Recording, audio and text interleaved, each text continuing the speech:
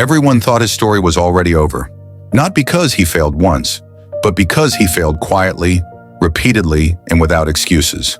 There were no dramatic scenes, no public breakdowns, no viral moments.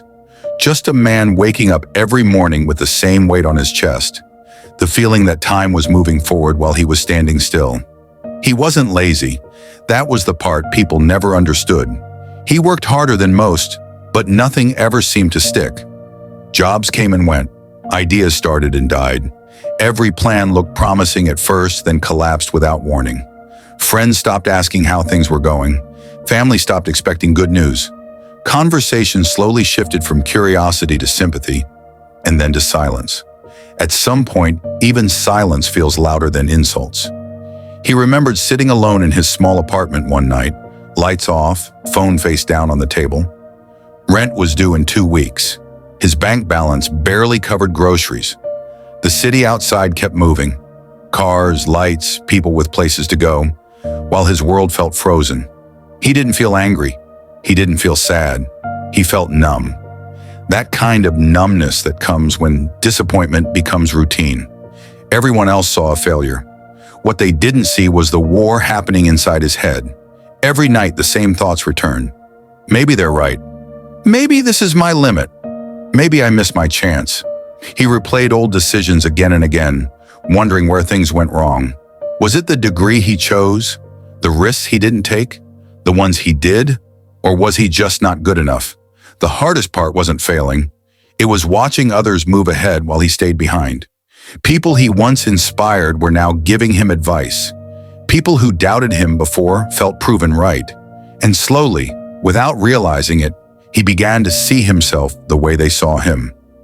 That's how most people lose, not when they fall, but when they accept the label.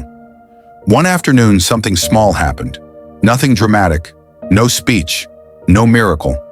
He was standing in line at a coffee shop, scrolling mindlessly on his phone, when he overheard two strangers talking behind him. They were discussing a business idea. Not a genius one, not revolutionary, just simple, practical, and profitable. What struck him wasn't the idea, it was their confidence. They weren't smarter than him. They weren't more educated. They weren't special. They just believed they could figure it out as they went. And that thought hit him harder than any failure ever had. He realized something uncomfortable. He had been waiting for certainty, waiting to feel ready, waiting for permission, waiting for a moment when fear disappeared. That moment never comes. That night, instead of replaying his past, he made a decision. Not a big one, not a risky one, just a clear one. He decided to stop trying to impress people who had already made up their minds about him. He decided to stop explaining himself. No more announcing plans. No more seeking validation. He chose silence. He picked one skill, just one. Something boring enough that no one would clap for it, but valuable enough that people would eventually pay for it. He committed to learning it every day, even when motivation was gone. Especially when motivation was gone. The first weeks were brutal. Progress was invisible.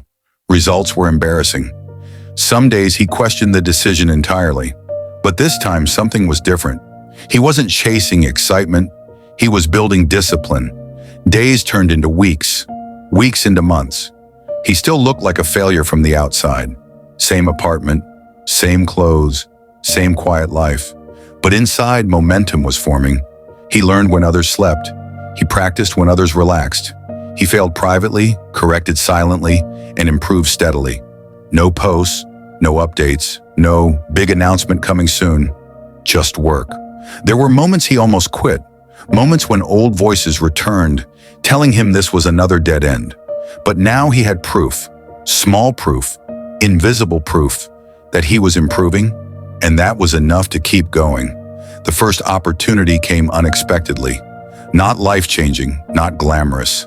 Just a chance. A small project, low pay, high effort. Old him would have overthought it. New him said yes and figured it out later. He delivered, then improved, then delivered better than expected. That led to another chance, then another. Slowly, quietly, the results started stacking. Income stabilized. Confidence returned. Not the loud kind, but the calm kind. The kind that doesn't need to explain itself. Months later, something interesting happened. People who hadn't checked on him in years started reaching out. "Hey, I heard you're doing something now. Looks like things worked out." They spoke as if success had arrived overnight. He smiled when he read those messages. They had no idea. They didn't see the nights he doubted himself, the mornings he wanted to quit, the weekends he worked while others rested. By the time people started noticing him, the hardest part was already behind him. Not the work, but the waiting. Waiting while nothing happened. Waiting while results stayed invisible. Waiting while doubt whispered that maybe this was all temporary, that maybe the progress would stop, just like before. From the outside, it looked like things had finally clicked. But inside, he knew better. What he had built so far was fragile. One mistake could undo months of effort. One bad decision could send him back to where he started. And that fear followed him everywhere. He woke up early every morning, not because he felt motivated, but because anxiety wouldn't let him sleep. His mind ran simulations of everything that could go wrong. Clients disappearing, income drying up, skills becoming irrelevant. He understood now that fear doesn't disappear with success. It just changes its shape. The difference was how he handled it. Instead of running from the fear, he used it as a signal, a reminder to stay sharp, to keep learning, to avoid comfort. Comfort had cost him too much in the past. As opportunities grew, so did distractions, invitations, compliments. People suddenly wanted his time. Some asked for advice, others asked for shortcuts. A few pretended they believed in him all along. He learned quickly that not every open door leads forward. So he made another quiet decision, one that most people never talk about. He chose to say no more than he said yes. No to projects that looked impressive but paid nothing. No to partnerships built on excitement instead of trust. No to conversations that drained more energy than they gave back. This decision wasn't popular. Some people took it personally, others disappeared completely. But for the first time in his life, he wasn't trying to be liked. He was trying to be effective. That focus changed everything. His work improved faster than before. He stopped chasing perfection and started chasing consistency. Instead of trying to do everything, he doubled down on what worked. He refined his process, measured results, fixed mistakes immediately instead of hiding from them. Slowly, his reputation grew, not because he talked about himself, but because others talked about him. And yet, even then, he didn't feel like he had made it. There was still a gap between where he was and where he wanted to be. A gap filled with uncertainty, with long nights and unanswered questions, with moments where old thoughts returned. What if this is as far as it goes? One evening after a long day, he sat alone again. Same apartment, same chair, but a different version of himself. He looked around and realized something strange. His environment hadn't changed much, but he had. The old version of him would have panicked at how far he still had to go. This version felt calm, not satisfied, but steady. That calm came from trust.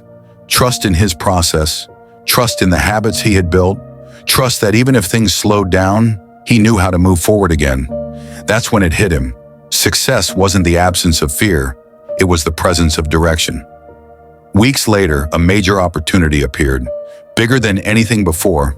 More pressure, more responsibility, more risk.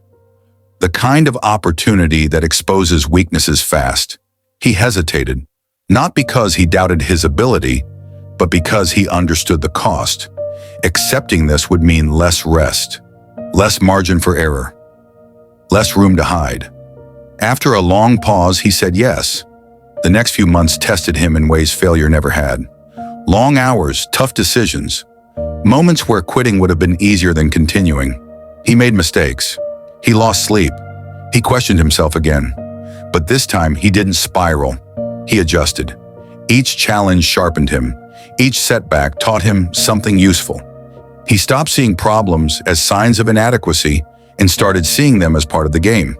And that's when the shift became permanent. He no longer reacted emotionally to obstacles.